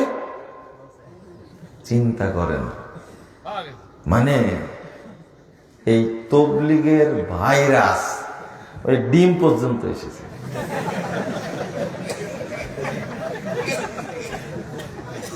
বাবু দাঁড়াও, দাঁড়াও একটু দেখি, তোমাকে দেখি, সবাই দেখবে তোমাকে, দাঁড়াও না একটু। চিন্তা করেন, আপনি ভাবতে পারছেন এর ভাইরাসের মানে গতি, পাওয়ার কি পরিমাণ চলতেছে? করোনা ভাইরাস সাবধানে না, সাংঘাতিক অসুখ। মানে এই তবলিগের ভুয়া ভাইরাসটা করোনা ভাইরাসের চেয়েও কি বেশি শক্তিশালী, বেশি পাওয়ারফুল। আরে করোনা ভাইরাস মানুষ মারে, এ তো আকীদা মারতেছে, এ তো ঈমান মারতেছে। বুঝেন না মনে হয় আপনারা? এখন মানুষ মরে যাওয়া অনেক ভালো। করোনা ভাইরাসে আক্রান্ত হয়ে যদি কেউ মরে যায়, তো ইনশাআল্লাহ সে শাহাদাতের মর্যাদা পাবে। মহামারী যেহেতু হাদিসে আসছে, শাহাদাতের মর্যাদা পাবে। কিন্তু এই তবলিগি ইলিয়াসি তবলিগে যদি ভাইরাসে কেউ মরে, তাহলে ঈমানও শেষ, আমল শেষ, আকীদা শেষ, গোষ্ঠী শেষ, কিচ্ছু থাকবে না। আপনি ভাবতে পারছেন এই পিচ্চির মুখ দিয়ে কেমনে বের হলো যে এই দোয়া পড়লে 20 লাখ নাকি হয়? আমার মনে হয় যারা পেটে আছে তাদেরও মধ্যে চলে গেছে, ওরা পেট থেকে উঠেই বলবে 20 লাখ। হ্যাঁ করে কান্না করে তো ও প্রথমে বলে 20 লাখ। কাদের পেটে জানে? যে সমস্ত মহিলা এই তাবলিগের টোপ খাচ্ছে পেটে বাচ্চা নিয়ে, ও তাবলিগ করে বেড়ায়। খবরদার মহিলারা সাবধান। কিভাবে মানুষকে পথভ্রষ্ট করছে এক একটা ফতোয়া নিয়ে, ভাববে চিন্তা করলে আপনার মাথাটা হেঁটে হয়ে যাবে। আলোচনা করি না তো আমি, এই আলোচনা করা বন্ধ করে দিয়েছি, এখন আবার শুরু করতে হবে। আপনারা কি শুনবেন আলোচনা? না আজ শেষ হয়ে গেছে, আজ শেষ হয়ে গেছে। আপনি কত ভাইরাস নেবেন আপনি? লা ইলাহা ইল্লাল্লাহ। এখনো তো সুফিবাদের মধ্যে ঢুকিনি। একটা আলোচনা আছে সুফিবাদ, আমার একটা আলোচনা আছে সুফিবাদ, দয়া করে শুনবেন। নেটে সার্চ দিলেই পাবেন। যদিও আমি মনে করি পরেজগার মানুষের ফেসবুকে থাকা উচিত না। পরেজগার দিনদার মানুষ ল্যাংটা মহিলা ছবি দেখার দরকার নাই। আল্লাহ যেন হেফাজত করে, আমিন। তো এই ফজিলতটা কি বানাইছে? 20 লাখ নাকি পাওয়া যাবে। আরে সহি ফজিলতটা বলতে বললে জানি না, এটা জাল। এই দোয়া পড়লে 20 লাখ নাকি হবে, এটা জাল, মিথ্যা। জাল হাদিসের উপরে আমল করেন। ফজিলত বর্ণনা করছে মহিলা, তালিমি বৈঠক করতে বর্ণনা করছে। আমরা সবাই একবার সূরা ইয়াসিন পড়িনি, কারণ সূরা ইয়াসিন একবার পড়লে 10 বার কোরআন খতম করার নেকি পাওয়া যাবে। অথচ হাদিসটা তিরমিজিতে আসছে, ইমাম তিরমিজি বলে গেছেন হাদিসটা মুনকার, আলবানী বলছেন হাদিসটা জাল। হাদিসটা কি? জাল। হায় হায়, অনেক বড় বড় বক্তা দেখছি বয়ান করছে। আপনারা কেন যে এই বেদাতি বক্তার ওয়াজ শুনেন আর শুনতে যান? আপনারা আল্লাহ রাসূলকে ভালোবাসেন না? আপনারা এই বেদাতি বক্তাগুলো রাসূলের পিছনে লাগছে, সুন্নাতের পিছনে লাগছে। এরা চাচ্ছে সুন্নাতকে ধ্বংস করে, এরা বেদাতকে প্রতিষ্ঠা করতে চাচ্ছে। তার বক্তব্য আপনি শুনেন, আপনার মধ্যে রাসূলের মহব্বত নাই, এটাই প্রমাণ হয়। তাদের বক্তব্য শুনেন কেন আপনারা? এইটা সহ্য করতে পারি না। শুধু শুনে বক্তব্য, শুধু বক্তব্য শুনে ওকে জামায় আদরে নিয়ে এসে মানে 80,000 টাকাতে বিদায় দিয়ে দেয়। এই টাকা কাল কিয়ামতের মাঠে আপনার ভূত ছড়াবে। এই টাকা আপনার ভূত ছড়াবে কিয়ামতের মাঠে। আপনার পবিত্র রুজি আপনি বেদাতি বক্তাকে দিলেন কেন? হায় হায় হায়। একই মঞ্চে বক্তব্য দিলাম, বুঝছেন?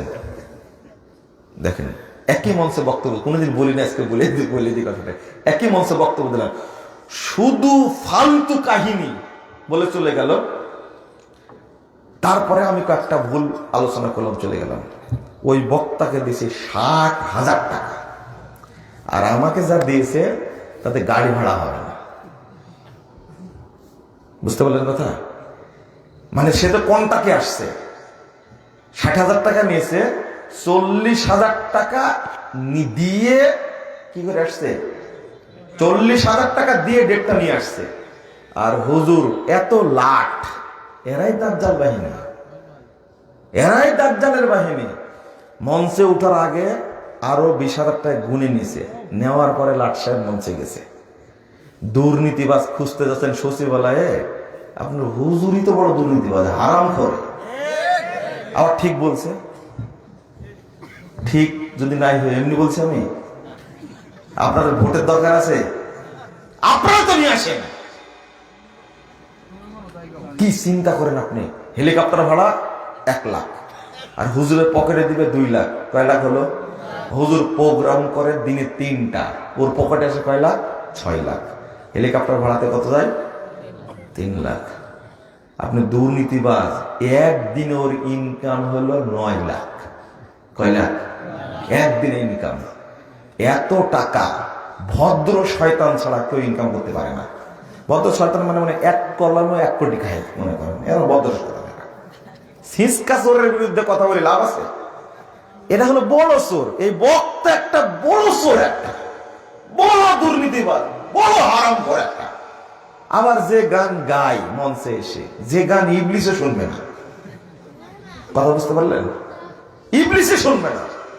বক্তারা গান গায়, আপনার টাকা তাদের বিদায়কে দেয়, এই টাকা আপনার বিরুদ্ধে অভিযোগ দিবে না কিয়ামতের মাঠে। অত সহজ। রাসূলের শরীয়ত বিক্রি করে ওরা বেদাত প্রতিষ্ঠা করতে চায়, আর তাদেরকে নিয়েছে মঞ্চে আসেন, আর আমি তাদেরকে বিড়ালের মতো আদর করবো, তাই না? এই দাজ্জালদেরকে বিড়ালের মতো আদর করবো? বেটা, তোমার কয় টাকা লাগে? তোমাকে টাকা জন্ম দিয়েছে নাকি? শরীয়ত বিক্রি করতে আসো তুমি এইভাবে? বন্ধুরা আমার, আমি যেটা বলতে চেয়েছি, যারা ইসলামের এইভাবে সমস্যা করছে, হাদিস বর্ণিত হয়েছে, তিরমিজি খুলুন, দেখি কে কে হাদিস আজকে এই দোয়াটা পড়েছেন। বাজারে যান না আজকে? কে কে বাজারে গেছে? হাত তোলেন তো দেখি। বাজারে গেছেন কে কে? সবাই গেছে, সবাই গেছে। আমি বাজার হয়ে আসছি। আল্লাহ রাসূল বলছেন, কেউ যদি বাজারে প্রবেশের সময় পড়ে লা ইলাহা ইল্লাল্লাহু ওয়াহদাহু লা শারীকা লাহু লাহুল মুলকু ওয়া লাহুল হামদু ওয়া হুয়া আলা কুল্লি শাইইন কাদির। বলেন তো কে কে পড়েছেন এই দোয়াটা? আল্লাহর রাস্তে বলবেন কিন্তু। ওই দুইজন পড়েছে। এই 20 লাখ কোথায় গেলে? তুমি পড়েছো দোয়াটা আজকে? এই 20 লাখকেই ধরি তাহলে, যেহেতু বলতে পেরেছে, মাশাআল্লাহ, এটা বলতে পেরেছে। তাও আপনারা তো পারবেনই। দেখেন, যারা 20 লাখের ফজিলত বর্ণনা করে, এই সহিহ হাদিসটা কোনোদিন মানে না। ওই যে বাজারে ঢোকার আগে যদি এই দোয়াটাকে পড়ে, রাসূল সাল্লাল্লাহু আলাইহি ওয়াসাল্লাম বলছেন, আল্লাহ তার 10 লক্ষ পাপ ক্ষমা করে দেবেন। 10 লক্ষ নেকি তার আমলনামায় লিখবেন। 10 লক্ষ মর্যাদা আল্লাহ তার বৃদ্ধি করে দেবেন। শুধু তাই না, আল্লাহ তার জন্য জান্নাতে একটি ঘর তৈরি করবেন। পড়েননি কেন? পড়েননি কেন? সহি তাই, তাই না? জানেনই না। হায় হায়, 20 লাখ ঠিকই জানি, ডিম জানতে পেরেছে, আপনার জানেন না কেন? হ্যাঁ, হায় হায় হায় হায়, একটা আন্ডা জানতে পারে। এদের ভাইরাস কত দূর পর্যন্ত গেছে। আমি আলোচনা করলে অনেকে বলে যে জাল ফজিলত আলোচনা করার কি দরকার? কেন আলোচনা করছি খেয়াল করেননি? এটা জালগুলো আলোচনা করলে তো আপনারা কি এর থেকে বিরত থাকতে পারবেন? যেটা হাদিসে এসেছে, আমি বলি, আপনি নাকি নামাজ শিক্ষা দেন, মসজিদে গিয়ে নামাজ শিখেন এবং শিক্ষা দেন, শুধু পজিটিভ বলবেন, নেগেটিভ কিছু বলবে না। নামাজও পড়ে, বিড়িও মারে। এক মুরব্বী দেখছে, টুপি যত বড়, দাড়ি তত বড়, আলখেলা তত বড়, বিড়িটাও তত বড়। আমি মানে গাড়িতে আসার পথে দেখাচ্ছে, দেখো দেখো দেখো কি চমৎকার বাবা, যেভাবে টান্ডা মারতেছে, যেমন লোকটা লম্বা। একবারে আশুলিয়া হয়ে আসছি তবলিগের সময়, এই ইস্তেমার সময় যখন আসছি, তখন দেখছি মুরব্বী, লম্বা টুপি একটা মাথায়, লম্বা দাঁড়িয়ে, গায়ে আলখেল্লা, বিড়িটাও লম্বা। আমি বলছি, দেখো কি সর্বনাশটা করছে, দেখো। বিড়ি খাওয়া হালাল না হারাম? এটা বলতে হবে না? তবলিগ করতে হলে বলতে হবে না? শুধু ফজিলত বলে আত্মাটাকে নষ্ট করে দিয়েছে। একটু চিন্তা করে দেখুন, কাদের চিন্তায় এই জামাত প্রতিষ্ঠিত হয়েছে। এই বইয়ের মধ্যে ফাজাইলে নামাজ আছে, ফাজাইলে হজ আছে, ফাজাইলে দরুদ আছে, ফাজাইলে সাহাবা আছে, ফাজাইলে কোরআন আছে, আরো ভুলে গেলাম, আমি অনেকগুলো লিখছি। ফাজাইলে জিকির আছে, ফাজাইলে জিকির আছে। এই বইটার মধ্যে ফাজাইলে তাওহীদও নাই, ফাজাইলে জিহাদও নাই। ফাজাইলে তাওহীদ নাই। তাওহীদের ফজিলত কম। যত ইবাদত আছে তার মধ্যে সর্বশ্রেষ্ঠ ফজিলতপূর্ণ ইবাদত হলো তাওহীদ। তাওহীদের চেয়ে বড় ফজিলত আর কিছুতে নাই। কেন লেখেনি ফাজাইলে তাওহীদ? লেখেনি কেন?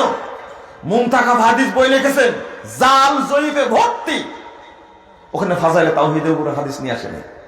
কেমন জিকিরের ফজিলত নিয়ে আসছে অনেক হাদিস। অথচ আপনার সালাত, সিয়াম, হজ, যাকাত, যত ইবাদত থাক, তাওহীদ না থাকলে একটাও কবুল হবে না। আর আপনার কিছুই নাই, শুধু তাওহীদ আছে, আল্লাহ আপনাকে জান্নাত দিবেন ইনশাআল্লাহ। আপনার কিছুই নাই, কি আছে? শুধু তাওহীদ আছে, আল্লাহ আপনাকে জান্নাত দিবে। আর সব আছে, নাই শুধু কি? তাওহীদ। তাহলে কোথায় যাবেন আপনি? জাহান্নাম। এই হজ্জে, এই সালাতে কোনো উপকার হবে না। মুরব্বি বয়স 60-70 হয়ে গেছে, দাড়ি পেকে গেছে, তাবলীগে গিয়ে যদি সালাতই শিক্ষা করেন আপনি, আপনাকে বলতে চাই মসজিদে গিয়ে যে 2 রাকাত নামাজ পড়ে পড়তে হয়, এটা শিখেননি কেন? এটা শিখেননি কেন? কোন আমির, কোন হুজুর, কোন আলেম শিক্ষা দিয়েছে আপনাকে মসজিদে গিয়ে বসতে হবে? মসজিদকে আপনার বাপের পৈতৃক সম্পত্তি। মসজিদ ওয়ান্নাল মাসাজিদা লিল্লাহ, মসজিদ সব কার? আল্লাহ। তো মসজিদে গিয়ে বসে পড়ার হাদিস কোথায় পেলে? কোথায় আছে?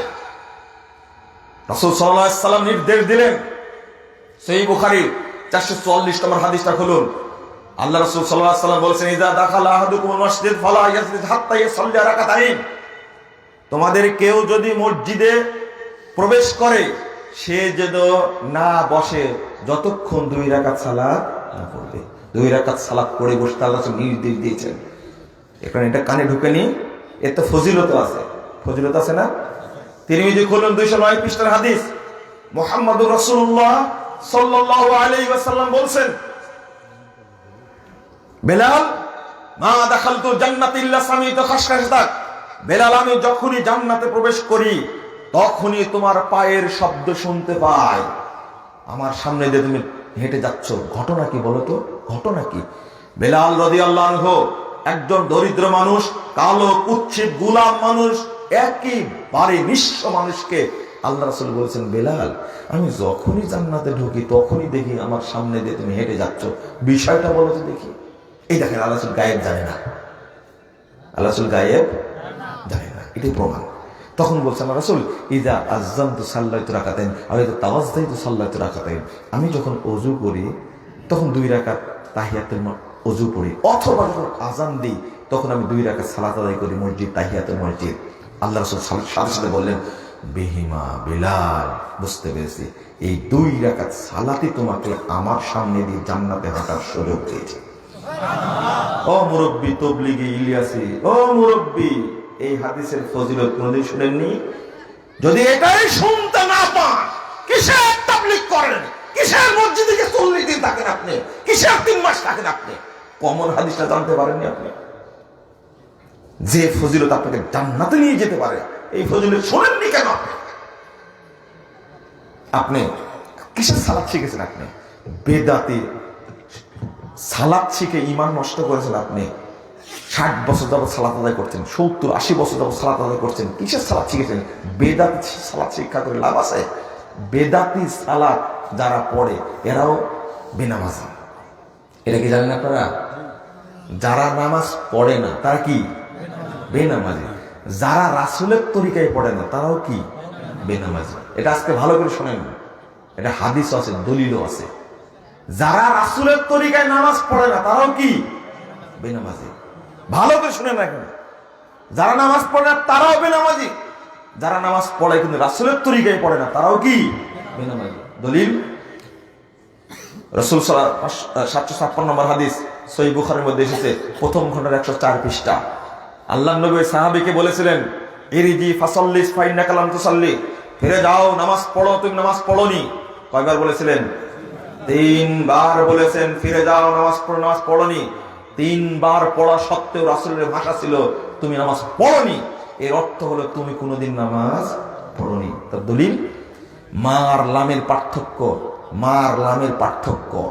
মা মানে সাময়িক নিষিদ্ধ, আর লামটা নাফি, জাহাদ, ইনকারি, অস্বীকার, কোনোদিন নামাজ পড়োনি। দলিল 1312 নম্বর হাদিস, নাসাই খুলেন। হুযায়ফা রাদিয়াল্লাহু আনহু একজন ব্যক্তিকে জিজ্ঞেস করছেন, কাম তুসাল্লি হাযিহিস সালাহ, এই তুমি এইভাবে কতদিন সালাত আদায় করছো? ওই লোকটি বলছে, মুনযু 40 সানা, প্রায় তো 40 বছর যাবত। হুযায়ফা রাদিয়াল্লাহু আনহু বলছেন, লাউ মুত্তা আলা হাদা মুত্তা আলা গায়রিল ফিতরাতি আল্লাতী ফাতারাল্লাহু মুহাম্মাদান সাল্লাল্লাহু আলাইহি ওয়াসাল্লাম। আরে 40 বছর না, এইভাবে নামাজ পড়তে পড়তে তুমি যে মারাও যাও তবু তুমি মুহাম্মাদের দ্বীনে মরতে পারবে না, তুমি বেদিন হয়ে মারা যাবা।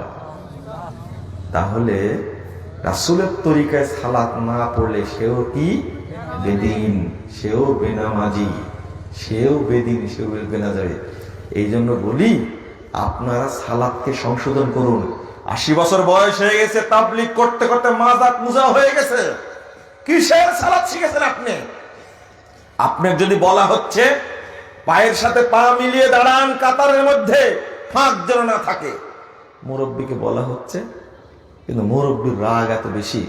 জয়পুরহাটের ঘটনা, এক ছেলে পায়ের সাথে পা লাগাই দিছে, সালাম ফিরায় এক চড়, বেদক, আমি মুরব্বী মানুষ, তোমার বয়স কত, আমার পায়ের সাথে পা লাগা দাও।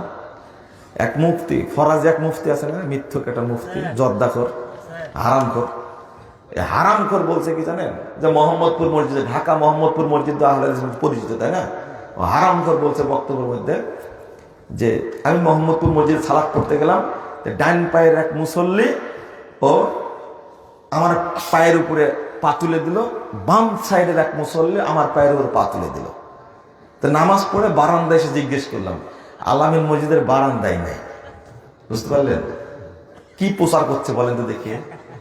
হ্যাঁ, আমি যে বলি যে শয়তানের এজেন্ট বাংলাদেশে ঘোরাফেরা করে, বাংলাদেশের শয়তান নাই, শয়তান আটলান্টিক মহাসাগরে করে গ্যালন গ্যালন তেল নাকি দেখো আছে, আর ওর যারা এজেন্ট তারাই কিন্তু কাজ করছে। আচ্ছা, আহলে হাদিসরা নামাজ পড়ে না, আর পায়ের উপর পা তুলে দেয় কারো? তো খাটাস গেছে কেন, এই মৃত্যু গেছে কেন? আর বলছে কি যে বারান্দা এসে জিজ্ঞেস করলাম, পায়ের উপর পা তুলে দিলেন কেন? কোন মসজিদে এই ঘটনা ঘটে পায়ের উপর পা তুলে দেবে কারো? এটা সুন্নাতকে ব্যঙ্গ করার জন্য এই শয়তানের এজেন্ট এই সমস্ত মিথ্যাচার করে দেবে। হারাম করগুলো আল্লাহদেরকে হেদায়েত দান করে। মিথ্যাচার করা কি দরকার? আর এক মুফতি, হারামখোর মুফতি, ওই যে এহসান গ্রুপের 17,000 কোটি টাকা, দরিদ্র মানুষের 17,000 কোটি টাকা চুরি করেছে, আবারও মুফতি। এই মুফতি, এই টেরা মুফতি, এই ভুঁড়ি মুফতি ও আল্লাহ রাসূলের সুন্নাহকে ব্যঙ্গ করেছে। মানে পায়ের সাথে পা মিলে দেয় কি করে ব্যঙ্গ করেন, দেখছেন না ছবি? এখনো গ্রেফতারে আছে। ও 17,000 কোটি টাকা এখন বের করবে পেট থেকে। তুই মেরে খেয়েছিস 17,000 কোটি টাকা। দেখেন, নাম মুফতি, আলখেল্লা গায়ে, মাথায় এবার কি প্রতারণা করে, চরমনায়ের দোহাই দিয়ে মানে এই 17,000 কোটি টাকা মারছে। আস্তাগফিরুল্লাহ, নাউযুবিল্লাহ। আপনি বলছেন যে শুধু মেম্বার চেয়ারম্যানে খায়, তাই না? মেম্বার চেয়ারম্যান 1 কোটি টাকা খেতে পারে? পারে? এদের সে বড় চোর ওরা। অনেক চেয়ারম্যান ভালো আছে, আলহামদুলিল্লাহ, আছে না ভালো? অনেক আছে, কিন্তু এই মুফতির দুর্নাম করেছে। পায়ের সাথে পা মিলাতে বলা হয়, তখন মুরব্বী থাপ্পড় দেয়। অথচ পায়ের সাথে পা মিলিয়ে সালাত আদায় করা কি সুন্নাত, তাই না? ব্যঙ্গ করলো কেন? ও ব্যঙ্গ করলো কেন সুন্নাতকে? সুন্নাতকে যারা ব্যঙ্গ করে তারা মুসলিম না, তারা মুসলিম না। আল্লাহ রাসূল সাল্লাল্লাহু আলাইহি ওয়াসাল্লাম বলেছেন, লা তাযরু ফুরুজাতিল শাইতান, কাতারের মধ্যে দাঁড়ানোর সময় ফাঁক বন্ধ করে দাঁড়াও, শয়তানের জন্য ফাঁক রেখো না। কারণ আমি দেখতে পাই শয়তান ভেড়ার বাস্তা রুদ্ধ হয়ে দুইজনের পায়ের মাঝখানে দাঁড়ায়। কথা বুঝতে পারছেন? দুইজনের মাঝখানে শয়তান ভেড়ার বাস্তার মধ্যে দাঁড়ায় থাকে। তাহলে শয়তান চিন্তা করেছেন আপনি কোন জায়গায় দাঁড়ায় থাকে। রাসূল সাল্লাল্লাহু আলাইহি ওয়াসাল্লাম বলছেন, মান ওয়াসালা সাফফান ওয়াসালাহুল্লাহ ওয়া মান কাতাআ সাফফান কাতাআহুল্লাহ। যে ব্যক্তি কাতারের মাঝে দাঁড়ানোর সময় কাতার পায়ের সাথে পা, কাঁধে কাঁধ মিলিয়ে দাঁড়ায়, ওই ব্যক্তি আল্লাহর নিকটবর্তী হয়ে যায়। আর যে ব্যক্তি বিচ্ছিন্ন হয়ে দাঁড়ায়, আল্লাহ থেকে ওই ব্যক্তি বিচ্ছিন্ন হয়ে যায়, ও আল্লাহর রহমত থেকে মাহরুম হয়ে যায়। 97 পৃষ্ঠা খুলুন আবু দাউদে, তাবরানী আওসাতের মধ্যে এসেছে 5797 নম্বর হাদিস। রাসূল সাল্লাল্লাহু আলাইহি ওয়াসাল্লাম বলেন, মান সাদ্দা ফুরজাতান ফি সাফ, যে ব্যক্তি কাতারের মধ্যে দাঁড়ানোর সময় ফাঁক বন্ধ করে দাঁড়ায়, আল্লাহ রাসূল বলেছেন, রাফাআল্লাহু দারাজা ওয়া বানা লাহু বাইতান ফিল জান্নাহ, আল্লাহ তার মর্যাদা বৃদ্ধি করে দিবেন এবং তার জন্য জান্নাতে একটি ঘর তৈরি করবেন। এবার বলেন তো দেখি কত ফজিলত। 60 বছর যাবত তাবলীগ করে এই হাদিসটা এখনো জানে না, কিসের তাবলীগ করে? হাত কোথায় বাঁধতে হবে সেটাও জানে না, কি দোয়া পড়তে হবে এটা জানে না। দোয়া পড়তেছে, উজু করতে যেয়ে পড়ছে বিসমিল্লাহির রহমানির রহিম, আল ইসলামু হাক্কুন আল কুফরু বাতিলুন আল ঈমান নূরুন ওয়াল কুফরু যুলমাতুন।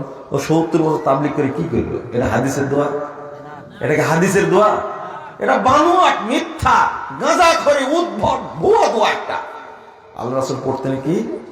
শুধু বিসমিল্লাহ। একজন মুরব্বীকে বলছি ওযুখানা ঢাকায়, তো বলছে এত বড় দোয়া জাল, মানে দোয়া যদি বড় হয় তাহলে জাল হয় না। বলছে এত বড় দোয়া জাল। চিন্তা করেছেন মুরব্বীর ব্রেনে কি ঢোকা দিছে দেখেন। কি শিখলেন আপনি তাবলীগ করতে গিয়ে? এইগুলো শিখেছেন? তাবলীগ করতে গেলে শিখেছেন আপনি তসবিহ নিয়ে ঘুরে বেড়ানো, আর একটা জিনিস শিখেছেন কুলুপ নিয়ে ঘুরে বেড়ানো। আর কি শিখেছেন? হ্যাঁ, মুরব্বী হয়ে গেছেন, বলেছে লিঙ্গের মধ্যে খুব পেঁয়াজ আছে, এই জন্য একটু লেফ লাইফ করা লাগে, কাশাকাশি করা লাগে। এত বড় বেহায়া, মানে আমুল আর কারো আছে বলেন তো দেখি? ছি ছি ছি ছি। মসজিদের সামনে বাথরুম থেকে বেরিয়ে মাথায় পাগড়ি দিয়ে আলখেল্লা গায়ে দিয়ে দিব্যি নাচানাচি করছে। কত বড় বেহায়া! এটাই শিখেছে। তাবলীগে যাওয়ার ফজিলত হলো এটা। আর অন্তরটা তাদের মেরে দেয়। কি যে শিখায় রে ভাই, আল্লাহই ভালো জানে। ওকে যদি আপনি হাদিসের সাগরের মধ্যে রাখেন, আপনি কোরআনের সাগরের মধ্যে রাখেন, ও জীবনে কোরআন পড়বে না, জীবনে হাদিস পড়বে না। কি যে ট্যাবলেট খাওয়াই দিছে, একটা নিজামুদ্দিনের ইলিয়াসি ট্যাবলেট খাওয়াতে পারলে ও কেল্লা ফাতে ওর জন্য। কি যে খাওয়াইছে, ছাড়বে না। একজন লোক আমার সাথে হজে গেছে তাবলীগের, বুঝছেন? হায় হায় হায়, সেদিনে অনেকদিন পরে আমার সাথে কথা বলেছেন। কি যে মোহর মারা আছে ওর ভিতরে, মানে সীসা ঢালা মোহর মারা আছে ওর ভিতরে। হায় হায় হায়, কোরআন পড়ে হাদিস পড়ে বুঝানোর 1.5 মাস বুঝালাম ওকে। 1.5 মাস বুঝালাম। হায় হায়, কি যে মোহর মারা আছে। 1.5 মাসে একদিনও আমার পিছনে সালাত পড়েনি। বলছে আপনি পড়ান? বলছেন না, আমি যদি পড়ি, আপনারা যদি পড়েন আমার পিছনে, আমার নামাজও হবে না। আপনি কি দোষ করলেন? বলছে এটাই হতো। বুঝলেন কথা? আচ্ছা, আমার পিছনে নামাজ না পড়লে না হয়, হ্যাঁ হবে না, ঠিক আছে, কিন্তু ওই লোকের পিছনে আমি সালাত পড়লে, ও বলছেন না, আপনিও যদি আমার পিছনে সালাত পড়লেন তাহলে আমার নামাজ হবে না। কি কড়া ফতোয়া! চিন্তা করতে পারছেন? সৌদি আরবে গিয়ে, হায় হায়, হেদায়েতের জায়গা, আল্লাহ বলছেন হুদাল্লিল আলামিন। এটা কাবা ঘর কি গোটা জগৎবাসীর জন্য কি হেদায়েত। ওখানে গিয়ে হেদায়েতটা পাইনি, ওখানে গিয়ে হেদায়েতটা পাইনি। আমি বললাম যে শেষ বেলাটা কি হেদায়েতটা পাবেন না? তো বলছে যে আমি সব শুনছি, বুবার মতো সব শুনে, কিন্তু উত্তর দেয় না, উত্তর দেয় না। শেষ পর্যন্ত এই বাঙালি মশলা নিয়ে চলে আসছে, বুঝছেন? সৌদি আরবের মশলা নিয়ে আসতে পারে। আচ্ছা, আমি বললাম আমাকে না বিশ্বাস না করেন, একদম বললাম যে আচ্ছা বলেন তো দেখি, তাবলীগ জামাতের একটা হাদিস বই আছে ফাজাইলে হজের মধ্যে, কি বলেন তো? আদম আলাইহিস সালাম পায়ে হেঁটে, শ্রীলঙ্কা থেকে পায়ে হেঁটে 1000 বার হজ করেছেন। আবার সুবহানাল্লাহ বলে।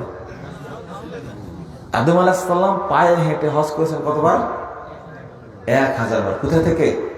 ইন্ডিয়া থেকে। ইন্ডিয়া থেকে। একটা মিথ্যা কথা আছে না, আদম আলাইহিস সালাম ইন্ডিয়াতে, শ্রীলঙ্কাতে নামছিলেন। তো শুনেন শুনেন, তো 1000 বার হজ করেছেন। তো ও বলছে যে হ্যাঁ ঠিকই তো, আদম আলাইহিস সালাম তো 1000 বার হজ করেছেন। আমি বললাম যে আচ্ছা, আদম আলাইহিস সালামের বয়স কত ছিল? বলছে 1000 বছর। 1000 বছর ছিল? ভালো করে বলেন তো। যে তাই তো। আমি দাউদ আলাইহিস সালামকে কয় বছর দিয়েছিলেন? তো ওহো, 1000 বছর না। দাউদ আলাইহিস সালাম কয় বছর দিয়েছিলেন? হাদিস আসছে 60 বছর বা 40 বছর দিয়েছিলেন, দুইটাই হাদিস আসছে। অন্তত 60 বছর ধরেন তাহলে 940। 40 বছর ধরেন দিয়েছিলেন তাহলে কত? 960 বছর। তাহলে 1000 বছর 1000 বার হলো 1000 বছর। আচ্ছা, পায়ে হেঁটে 1000 বার হজ করেছেন, তাহলে প্রথম কথা মিথ্যা, স্বীকার করতে চায় না। তো বলছে যে এরা কি ভুল লিখছে। আপনি হাদিস দ্বারা বলছেন আদম আলাইহিস সালাম দাউদ আলাইহিস সালামকে বয়স দিয়েছিলেন 60 বছর বা 40 বছর, এটা স্বীকার করার পরে হাদিসে আসছে। হ্যাঁ এটাও তো শুনছি, কিন্তু এরা ভুল লিখছে, ঘুরে একই কথা, এরা কি ভুল লিখছে। এরপরে বললাম আচ্ছা বলেন তো হজ ফরজ হয়েছে কখন, হজের বিধান নাযিল হয়েছে কখন? আদম আলাইহিস সালামের সময়। আমি বলি যে পাগল কি গাছে ধরে? ইব্রাহিম আলাইহিস সালামকে আল্লাহ বললেন ওয়াজদিন ফিন নাস বিল হজ, হজের বিধান নাযিল হয়েছে ইব্রাহিম আলাইহিস সালামের সময়। তা আদম হজ করলো কেমনে? আপনারা তো কখনো চিন্তা করেননি, তাই না? আপনাদের চিন্তা এইরকমই, আপনাদের চিন্তা এইরকমই। হজ্জের বিধান নাযিল হলো ইব্রাহিম আলাইহিস সালামের সময়ে, কাবা ঘরও প্রতিষ্ঠিত হয়েছে ইব্রাহিম আলাইহিস সালামের সময়ে। ইতিপূর্বে কাবা ঘর ছিল না, যে বর্ণনা করা হয়েছে। ইমাম ইবনে কাসির বলে গেছেন ইব্রাহিম আলাইহিস সালামের আগে কাবা ঘর ছিল, এই মর্মে কোনো সহিহ দলিল নাই। আলবানী এসে বলেছেন যে না, এর কোনো ভিত্তি নাই, স্পষ্ট করে আল বিদায়া ওয়ান নিহায়ার মধ্যে ইবনে কাসির বলেছেন, আলবানী বলেছেন যে কাবা ঘর ইব্রাহিম আলাইহিস সালামের পূর্বে ছিল না। ইবাদতের প্রথম ঘর নির্মিত হয়েছে ইব্রাহিম আলাইহিস সালামের সময়। কথা বুঝেছেন? একটা তথ্য দিয়ে গেলাম, বিশ্লেষণ করে নিন। আমি লিখছি, হজ্জের বইয়ের মধ্যে লিখছি। বন্ধুরা আমার, এই লোককে কি দ্বারা বুঝাবেন বলেন তো দেখি? এরপরে বলেছে যে তবলিগের বইয়ে এত বড় ভুল কথা থাকবে, মানে কি অন্তরে কি মেরে দেওয়া হয়েছে? মহর মেরে দেওয়া হয়েছে। আপনাদের আর বিরক্ত করবো না, এখানে আলোচনা আমার শেষ। দোয়া পড়েন, সুবহানাক আল্লাহুম্মা ওয়া বিহামদিকা আশহাদু আল্লা ইলাহা ইল্লা আনতা আস্তাগফিরুকা ওয়া আতুবু ইলাইকা। আসসালামু আলাইকুম ওয়া রাহমাতুল্লাহ। না আর প্রশ্ন তো দেন। ও আমি বলতে ভুলে গেছি একটা জিনিস, তাবলীগের ওয়াজ করলাম আলহামদুলিল্লাহ। আপনাদের এই সরিষাবাড়ি এখান থেকে ধানিখোলাতে আলহামদুলিল্লাহ অনেক মুসল্লি যান আলহামদুলিল্লাহ। এবারও তো গেছিলেন অনেক। আমার একটা দাওয়াত ছিল, আপনার দাওয়াতটা দিয়েছিলাম না, মনে আছে? রাজশাহী, জি মনে আছে। যে রাজশাহী 17-18 ফেব্রুয়ারি আমি আপনাদের দাওয়াত দিচ্ছি, আপনারা গাড়ি নিয়ে যাবেন ইনশাল্লাহ। 17-18 ফেব্রুয়ারি দারুল হুদা ইসলামী কমপ্লেক্সে প্রোগ্রাম হবে ইনশাল্লাহ, আপনারা অংশগ্রহণ করবেন। আসলে আপনাদের প্রতি আমি খুবই কৃতজ্ঞ। এই রাত 1টা বেজে গেছে, এরপরেও যে বসে আলোচনা শুনলেন আলহামদুলিল্লাহ, আল্লাহ আপনাদের কবুল করুক, আমিন। আর যেটা তো মাদ্রাসার জাল, সেটা মসজিদের, এটা মসজিদের। আপনাদের যার যতটুকু সামর্থ্য আছে দিয়ে যাওয়ার চেষ্টা করবেন। আমি আগেই বলেছি আমাকে টাকা দেওয়ার লোক এরা না, হ্যাঁ। তো এরপরেও অনেক দিয়েছেন, আল্লাহ যেন আপনার দান কবুল করে। পড়েন, দোয়াটা পড়েছেন তো আপনারা? সুবহানাকাল্লাহু ওয়া বিহামদিকা আশহাদু আল্লা ইলাহা ইল্লা আনতা আস্তাগফিরুকা ওয়া আতুবু ইলাইকা। আসসালামু আলাইকুম ওয়া রাহমাতুল্লাহ।